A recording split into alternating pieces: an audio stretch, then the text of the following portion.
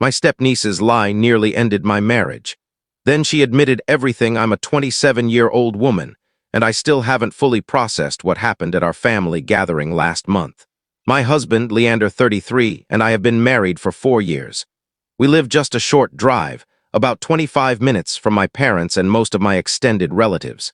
My sister, Beatrix, 34, married John, 39, 2 years ago. John has a daughter, Sabine, from his first marriage. She's 17, and since her mother lives out of state and only sees her a couple of times a year, Sabine spends most of her time with Beatrix and John. When John first introduced Sabine to the family, everyone went out of their way to make her feel included. My parents invited her to every holiday. My mom bought her gifts for birthdays and graduation. I added her into our cousin group chats and always made sure she wasn't left out at gatherings. At first, she seemed grateful, hugging my parents goodbye, helping my mom in the kitchen, playing board games with the younger cousins. John often said how lucky he felt to have married into such a warm and welcoming family. Beatrix also has a 16-year-old son, Dorian, from her previous marriage. Dorian is quiet but close to all of us. He spends many weekends at my parents' house and practically considers it his second home. Since he and Sabine attended the same high school, we thought they were on good terms. Last month, we hosted a cookout for my dad's birthday at my house. Around 17 relatives came. Leander spent most of the day outside grilling and playing catch with the kids, while Sabine sat indoors, scrolling on her phone at the kitchen table. She spoke when spoken to, but otherwise kept to herself. Our house has 2 bathrooms, the main one down the hallway that guests always use, and the master bathroom inside our bedroom.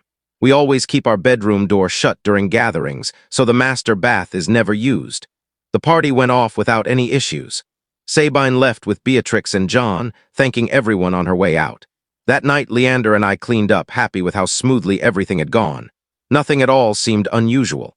3 days later, Dorian knocked on my door. He looked pale and anxious, shifting from foot to foot. I brought him inside, and he nervously told me something he'd overheard at school. Sabine had told her friends that during the party, Leander had walked in on her while she was in the bathroom and intentionally exposed himself. I was stunned. The accusation was so absurd that my first reaction was confusion. I asked Dorian to repeat it. He said Sabine told her friends that Leander opened the bathroom door without knocking, stayed there for a few seconds, then left. None of it made sense. The hall bathroom has a lock. Guests were in and out of it all day. And Leander had been outside nearly the entire time, only coming in for quick trips to grab food or drinks. There was simply no moment where he could have disappeared to the bathroom hallway. As soon as Dorian left, I called Leander. His shock was immediate. He asked me to repeat the story twice, unable to believe someone would invent something so damaging. We went over every detail of the day together. It was impossible. That night, I phoned my parents and asked them to arrange a meeting with Beatrix, John, and Sabine without explaining the reason beforehand. The next afternoon, we all gathered in my parents' living room. Sabine sat between Beatrix and John, clearly nervous. I looked Sabine in the eyes and calmly asked her to repeat the story she'd been telling at school. She stammered, her face turning bright red. When I directly brought up the accusation that she had claimed Leander walked in on her and exposed himself, everyone in the room froze. Beatrix's jaw dropped. John looked stunned. Sabine burst into tears and admitted it wasn't true. She said her school friends often swapped stories about inappropriate encounters with older men, and she'd felt left out. Wanting to impress them, she invented a story about Leander, since he was the last adult man she had been around. She insisted she never thought it would spread beyond her friend group. I stood and told her plainly. What she had done could have destroyed my husband's life. False accusations of sexual misconduct can ruin reputations, careers, even put people in prison, all because she wanted attention from her classmates. I told Beatrix and John that from this day forward, Sabine would never be welcome in my home again, nor at any gathering we hosted or attended. This was not a short-term punishment. It was permanent. John tried to defend her as just a teenager making a mistake, but I cut him off. At 17, she knows the difference between truth and lies. She made a conscious choice to spread something horrific. Beatrix argued that Sabine had confessed and apologized, but I told her that an apology didn't erase the damage. My father then spoke up, saying Sabine would no longer be allowed at their home either. He would not host someone capable of telling such dangerous lies. The meeting ended with Beatrix, John, and Sabine leaving in tears. On the drive home, Leander and I barely spoke, both still in shock. The next day, Beatrix called to say that Sabine would be moving back to her mother's home in Oregon. John had decided the situation was too toxic to keep her there. Since then, Dorian has been staying with us while Beatrix and John figure out living arrangements. At school, Sabine's friends quickly discovered she'd lied. Most of them cut ties with her. Some people may think I was too harsh, but this wasn't a childish prank. False accusations of sexual assault are life-destroying. Sabine knew exactly what she was doing. She jeopardized my husband's reputation and our marriage just to boost her own social standing. Leander and I survived this nightmare because we trusted each other and faced it together. We're moving forward, planning to buy a bigger house and start a family soon. Update 1. After my original post, many people asked for news. Here's what has happened since. Sabine returned to Oregon with her mother within 2 days of the family meeting. John drove her there and stayed for a week to help her settle. When he came back, he looked exhausted and aged. For a while, things were quiet. Beatrix avoided calling me, and John skipped our usual Sunday family dinners. Dorian stayed with us and looked visibly relieved. Then Beatrix called with shocking news. She said John had been speaking with Sabine on the phone, and during one of their calls, Sabine admitted this wasn't the first time she had lied like this. At her old school in Oregon, she had accused a male teacher of misconduct. The school investigated, found no evidence, and multiple students contradicted her story. The teacher was cleared, but the scandal led to Sabine being removed from the school and sent to live with John. John had never been told the real reason for the move. Sabine's mother simply said Sabine needed a fresh start. Now, learning the truth, John was devastated. He finally understood that our decision to cut Sabine off was justified. Sabine's mother confirmed the story when John called her, though she tried to downplay it as a misunderstanding. She admitted she had hoped Sabine would grow out of it. Beatrix confronted her, saying Sabine's lies nearly destroyed my marriage and could have ruined Leander's life. The conversation ended in anger. Meanwhile, Dorian has flourished since Sabine left. He admitted he had been walking on eggshells around her, afraid of what she might accuse him of if he upset her. He's visibly happier now. John and Beatrix are in counseling to work through the strain this caused. John feels guilty for not protecting the family, while Beatrix regrets defending Sabine for so long. John has decided to limit contact with Sabine, weekly calls and some financial support, but no holidays or visits. His priority is now his marriage and Dorian's well-being. My parents remain firm in their stance. Sabine is not welcome. My mom hopes Sabine eventually gets serious therapy, but until then she won't risk her family's safety. As for me and Leander, we're thriving. He recently got promoted, and we're in the process of buying a bigger home. This whole ordeal brought us closer, and we're grateful it didn't tear us apart. Update 2. Just when we thought the story had ended, more came to light. About a month ago, I received a call from a woman named Megan. Her daughter, Maris, had been friends with Sabine back in Oregon. Megan explained that her daughter Maris had been keeping up with social media posts from Sabine's new circle and came across discussions about the fabricated accusation against Leander. According to Maris, this wasn't the first time Sabine had done something like this. She had also spread false stories back in Oregon, including the incident with the teacher that Beatrix had mentioned. On top of that, Maris recalled Sabine claiming that a male student at their Oregon school had acted inappropriately toward her during a school dance. Sabine alleged that the boy had cornered her in an empty classroom and made advances. The school launched an investigation, but quickly determined the accusation was false. Several witnesses confirmed that Sabine and the boy were in completely different places during the time she claimed the incident occurred. Maris told her mother that Sabine seemed to thrive on the drama surrounding these claims. She would appear almost excited when recounting them, adding more and more details each time she repeated the stories. Eventually, Maris distanced herself after realizing that Sabine was lying to gain attention.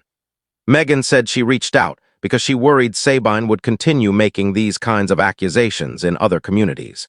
She admitted that Maris regretted not speaking up sooner, but wanted our family to know that what we had experienced wasn't an isolated case.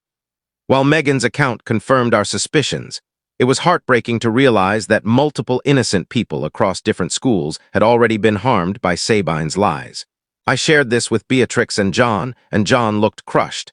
He admitted he no longer recognized his own daughter. Beatrix, meanwhile, said she was relieved that we had taken a firm stand from the beginning. Just a couple of weeks later, John received a call from Sabine's counselor in Oregon.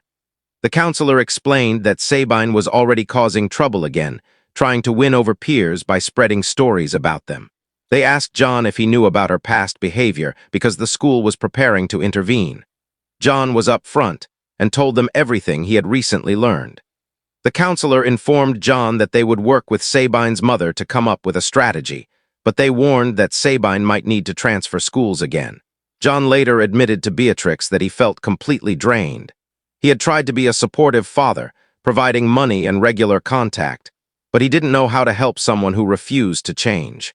Their marriage counselor advised John to establish firm boundaries, stressing that enabling Sabine's behavior would only make things worse. So during his next call with Sabine, John told her directly that he knew about her past pattern of false accusations, including those from Oregon. He said he still loved her but would not support her if she continued lying about innocent people. She needed to take responsibility for her actions. Sabine exploded with anger, accusing John of replacing her with his new family.